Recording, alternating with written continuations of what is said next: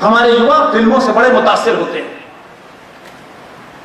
बार बार यह सवाल आया कि कटप्पा ने बाहुबली को क्यों मारा। पता चल गया ना, पता चल गया क्यों मारा। जो जो युवा ये पूछ रहा था, मैं उससे कहता हूं कि कटप्पा ने बाहुबली को क्यों मारा, ये पता चल गया। लेकिन अब ये पता करो कि सुभाष चंद्र बोस को किसने मारा, लाल बहादुर शास्त्री को किसने मारा, ये पता करो, ये जिम्मेदारी है। और जब पता चल जाए तो चिल्लाओ चौराहे चौराहे पे कि उनके कातिल कौन है जो सत्ता पे बैठे हुए थे।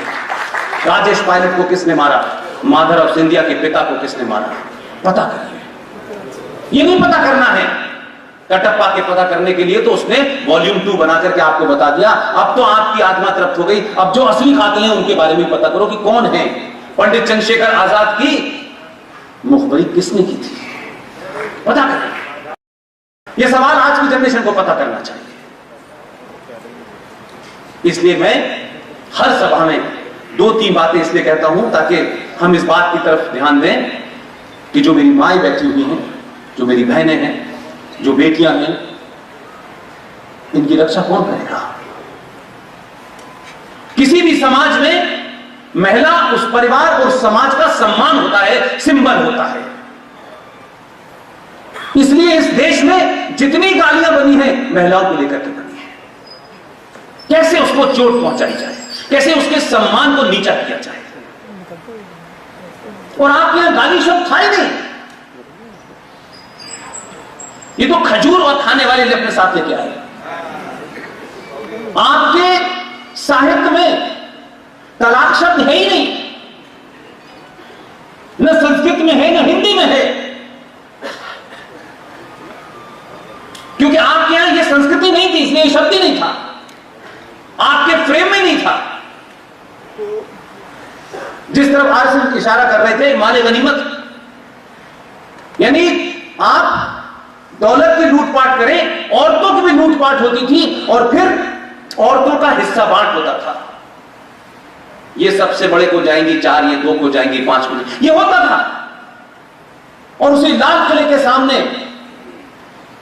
जहां कुछ कायरों ने भारत के सामरिक शक्ति के प्रदर्शन के दौरान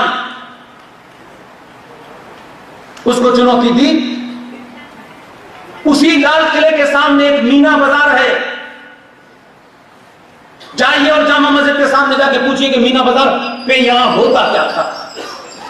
उसी मीना बाजार में जो लोग लाल किले पे खड़े होकर के झंडा बदल रहे थे, उनका मान क्या है मैं उस पर जाना नहीं चाहता, मुझे कोई इंटरेस्ट नहीं है। और जो आजकल बिरयानी बना के उनको खिलाने जा रहे हैं,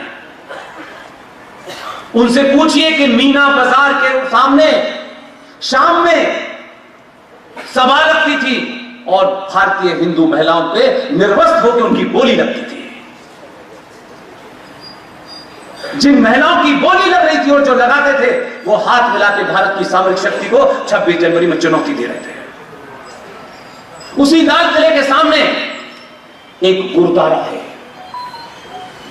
हर बार जिक्र होता है। यह इस सनातनी समाज की जिम्मेदारी है कि आपके अपने परिवार का एक बेटा अगर उसको किसी ने कंफ्यूज कर दिया है, किसी ने उसको भटका दिया है, या वो कुछ सेल्फ ड्रिवन हो गया है, तो उसको सच बात बताइए। लाल किले के सामने जो गुरुद्वारा है उसका नाम है शीशगंज। किसने किसका शीश काटा था यह पता चलता तो 26 जनवरी में वो दोनों ताकतें एक साथ खड़ी होती है। इसलिए आरएसएन सिंह साहब की ख्वाहिश है कि खालिस्तान बने, कनाडा में बने। मेरी दूसरी ख्वाहिश है कि खालिस्तान बने लेकिन उसकी राजधानी लाहौर हो, क्योंकि राजा रणजीत सिंह जो इतना बड़ा योद्धा था, उनकी राजधानी लाहौर थी, दिल्ली नहीं थी। अगर सिख भाइयों को यह लगता है कि ये मुल्क थोड़ा छोटा पड़ रहा है और बड़ा करना है, हम भी मदद करेंगे, लेकिन ये डिक्लेयर करो कि लाहौर उसकी राजधानी होगी, हम पूरा साथ देंगे। क्योंकि आपको खुशी होगी, सिंह साहब को होगी कि कनाडा में हमारे भाइयों ने एक मुल्क ले लिया है, मुझे ही होगा हमारा एक्सटेंशन हो गया है। कोई दिक्कत नहीं। इसलिए लड़ाई को कि जो नैरेटिव है उसको समझिए। सारे धर्म बराबर हैं, धर्म सारे बताना ये ऐसा ही है कि आप गधे और घोड़ों की तुलना कर रहे हैं। धर्म का मतलब होता है आपकी ड्यूटी। एक मां की अपनी बेटी के प्रति क्या ड्यूटी है, एक राजा की अपने प्रजा के प्रति क्या ड्यूटी है, एक बेटे की मां के प्रति, भाई के प्रति, बहन के प्रति, पिता की परिवार के प्रति क्या ड्यूटी है, एक सन्यासी की क्या ड्यूटी है, उस ड्यूटी को हमारे यहां धर्म कहा जाता है। धर्म रिलीजन का हिंदी ट्रांसलेशन नहीं है। धर्म का हिंदी ट्रांसलेशन पंथ है। और बहुत सोच समझ के दानिश्वर बुद्धिजीवियों ने इस गुत्थी को उलझाया है, इतना उलझाया है कि नस्ल दर नस्ल ये झूठ चलता रहे।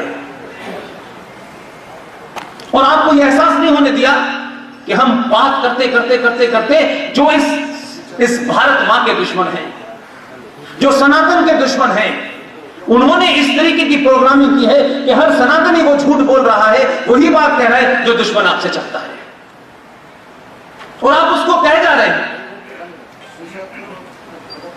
और हर बार उसको मजबूत करने के लिए कहा गया कि भारत का संविधान जो बाबा साहब अंबेडकर ने बनाया था उसमें कुछ कमी रह गई थी।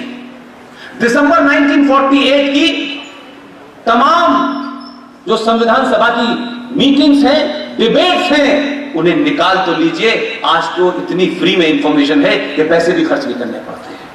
उस वक्त भी बात उठी थी सेकुलरिज्म की।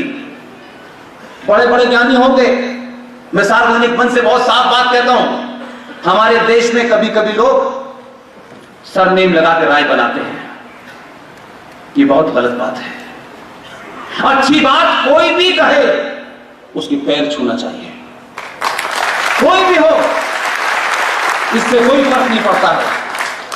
इसलिए मैं परशुराम जी की उस बात पे बहुत बल देता हूं कि परशुराम जी ने कहा था, जन्म जायते शूद्र, मनुष्य जन्म से शूद्र होता है, सिर्फ काम से ब्राह्मण क्षत्रिय वैश्य बनता है।